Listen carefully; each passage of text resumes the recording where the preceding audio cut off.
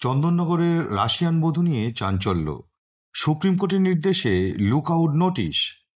চন্দননগরের শান্ত শহর আজ আলোচনার প্রাণকেন্দ্র, আর সেই কারণ এক রহস্যময় রাশিয়ান বধূ। ছেলেকে নিয়ে আচমকায় নিখোঁজ হয়ে গিয়েছেন রুশ যুবতী ভিক্টোরিয়া। অভিযোগ উঠেছে তিনি রাশিয়ার গুপ্তচর।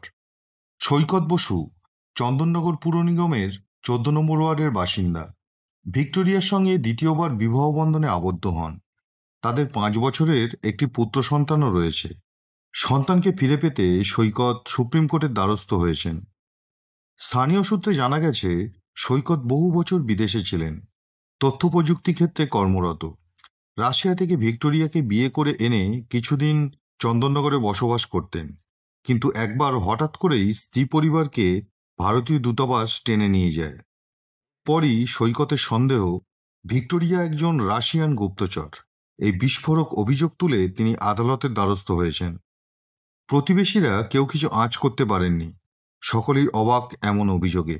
ওয়ার্ড কাউন্সিলর রঞ্জিত কুণ্ডু এবং মেয়র রাম চক্রবর্তী জানিয়েছেন, এই পরিবার সম্পর্কে তাদের তেমন জানা ছিল না। সংবাদ মাধ্যমের থেকেই তারা প্রথম জানতে পারেন এই অজানা অধ্যায়ের কথা। এ বিষয়ে আমি খোঁজ খবর নিয়ে যতটা জানতে পেরেছি, আমি সংবাদ মাধ্যমেই জানতে পারলাম এই গুপ্তচর বৃত্তি এবং চন্দননগরের নাম। এছাড়া আমার অন্য কোনো তথ্য এই মুহূর্তে আমার কাছে কোনো জানা নেই, আমি অবগত নই। তো এই বিষয়টি নিয়ে আমি আর অন্য কিছু করতে চাইছি না। কোন ওয়ার্ডে বা আমি কি আর কিছু এর বিষয়ে কিছু আমার জানা নেই। আর এই বিষয় নিয়ে কি পুলিশকে আপনি জানাবেন? নিশ্চয়ই পুলিশ প্রশাসনের এগুলো বিষয়গুলো দেখছি, পুলিশের প্রশাসনের সঙ্গে আমার কথাও হয়েছে এই বিষয় নিয়ে। এবং আপনাদের যারা শীর্ষস্থানীয় যারা আছে তারাও জানে, অবগত আছে। যেহেতু চন্দননগরের নাম সোশ্যাল মিডিয়া এবং ইলেকট্রনিক মিডিয়া, প্রিন্ট মিডিয়া সমস্ত সব বেরিয়ে যাচ্ছে, তো রুশ এবং গুপ্তচর, এবং চন্দননগরের নামটা অলরেডি এসে যাচ্ছে।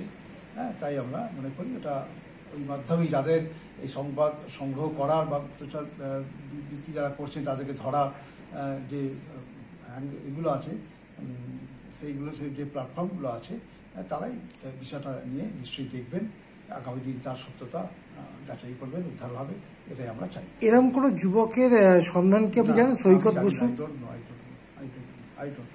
সুপ্রিম কোর্ট ইতিমধ্যেই তদন্তের নির্দেশ দিয়েছেন এবং কেন্দ্রীয় সরকারকে প্রয়োজনীয় পদক্ষেপ নিতে বলেছেন। এখন দেখার বিষয়, ভিক্টোরিয়ার এই অদৃশ্য হয়ে যাওয়ার পিছনে সত্যিই গুপ্তচর বৃত্তির কোনো যোগ আছে কি।